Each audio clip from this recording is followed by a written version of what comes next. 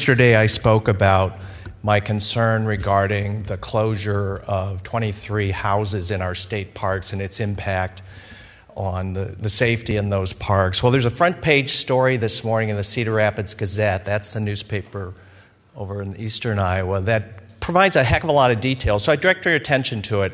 It includes the survey that's been done about the condition of the houses and what repairs they need.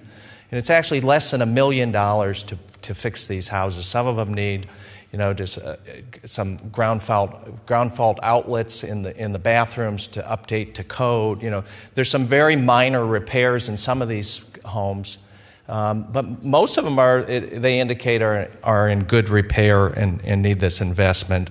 So I just want to get up again and draw your attention to it. I think it's a really dumb decision. The Department of Natural Resources, their rationale, they suggest there is no quantifiable consumer benefit from having this housing. Parks with and without housing are equivalently safe, supported, and maintained. That's just not true. There were a number of park rangers and managers. There's rangers and managers. They do law enforcement, by the way, in these parks. They interviewed them in this story, and I direct your attention to it because it includes parks in your districts. And I don't know if people are reaching out to you, but some of the staff that live in these parks are concerned that they're not going to be able to find affordable housing adjacent to the parks. They're going to have to go to the next community. And we know that we have an affordable housing problem in Iowa and rural Iowa. We spend tens of millions of dollars a year in so-called affordable housing tax credits in Iowa to try and build more affordable housing units. It happens, I didn't realize it, but the state of Iowa is a provider of affordable housing to these park rangers and park managers. It just seems a shame to make this very small investment in these 23 homes to make them be nice houses.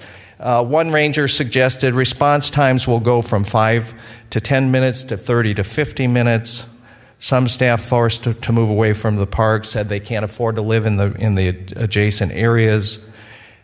Relationships with local law enforcement, when something, illegal goes on, they deal with it, but sometimes they have to call in the sheriff. They feel like the relationships will deteriorate because of this change. On-site staff also help people in the campgrounds when there are weather emergencies, including rainstorms and tornadoes. In my sheriff has indicated that if there aren't people at the park, and I have Lake McBride in northern Johnson County, one of the busiest parks in the state, our county sheriff will be the first responder instead of the park ranger. And I think that'll be the case in all the other parks. The parks that are losing housing are Beeds Lake State Park, Bellevue, Big Creek, Brushy Creek, Dolliver, Geode, George Wythe, Green Valley, Honey Creek, Lake Keosauqua, Lake Keoma, sorry about that, Lake Manawa, Lake of Three Fires, Ledges, McBride, Maquoketa Caves. That's one of the busiest parks in Iowa. Pikes Peak, Palisades, Kepler, another really busy park. Red Haw, Rock Creek, Union Grove, Viking Lake, Nine Eagles. So a lot of parks. We have record visitors to our parks, Mr. President. This is not the time to make our parks less safe. I know that it's rural housing and supporting rural Iowa. Did you know 68 Iowa counties lost population in the last census? 68. Do you think having our parks be less safe, less attractive, less maintained is somehow going to be a benefit to rural Iowa?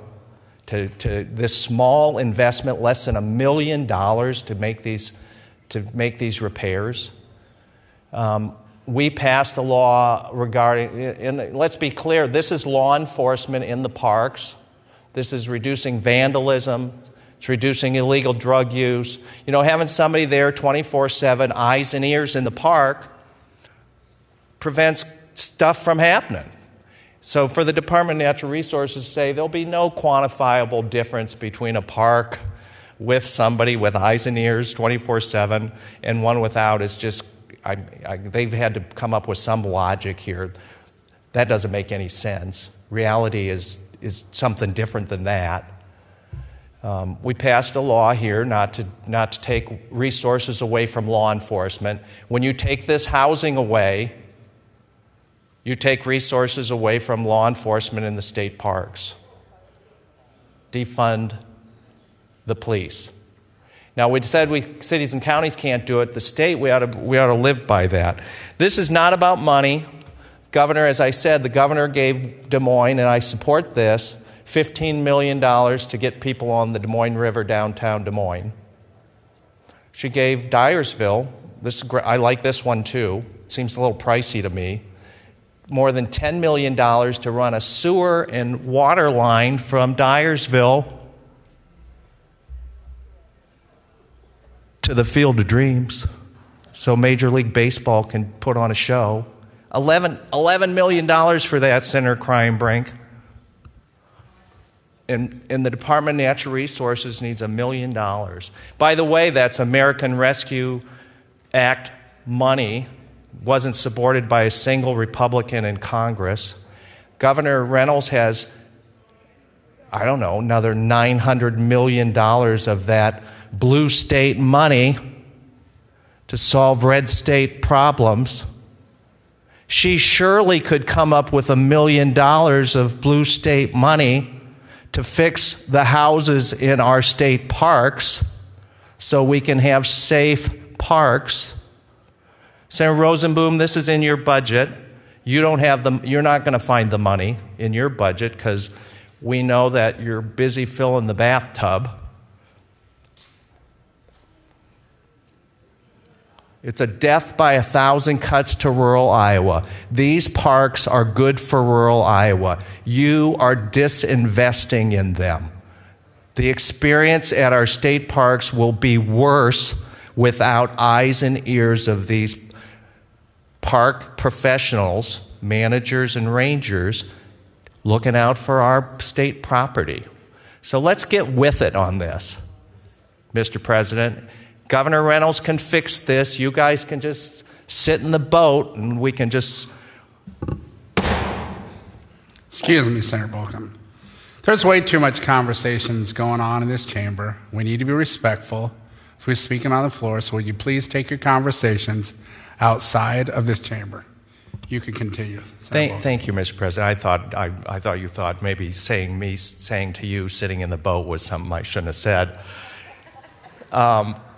You're sitting in the boat, it's drifting down the river, you're just in it. Somebody should call downstairs to Governor Reynolds and tell her she's got the money, let's fix the problem, this is her DNR, this is her decision to do this. And make our park experience what Iowans want. Iowans love their parks. Let's not degrade them. Let's invest in them. It's good for rural Iowa to support these parks. Thank you, Mr. President.